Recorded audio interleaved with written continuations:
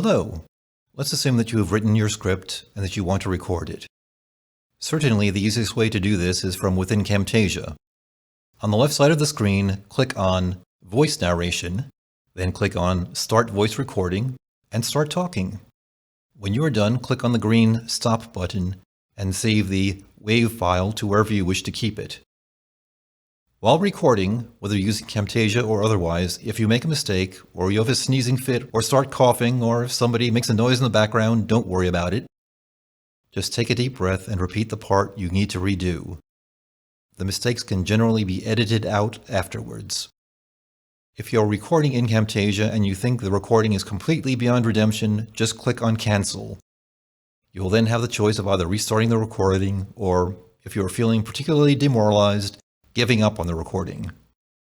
Also, if you conclude that it's not so bad after all, you can still save it.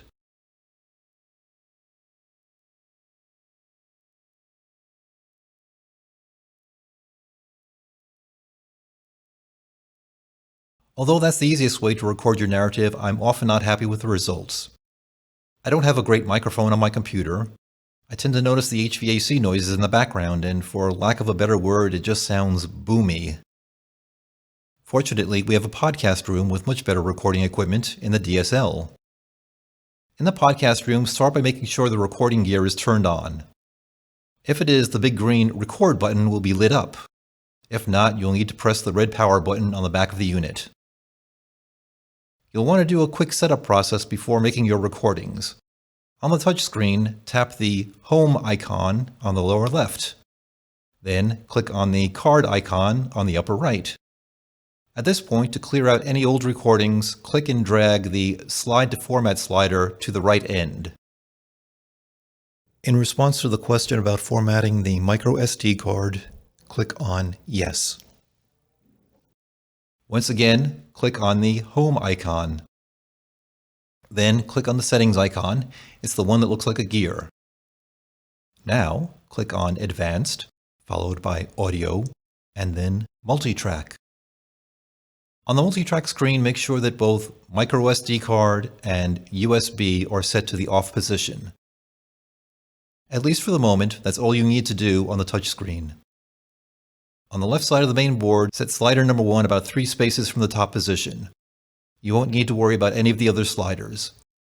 Now put on your headphones and try speaking into the microphone, which should be 6 or 7 inches from your mouth.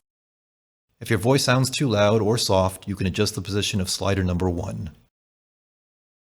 On the right side of the board, there are 5 dials.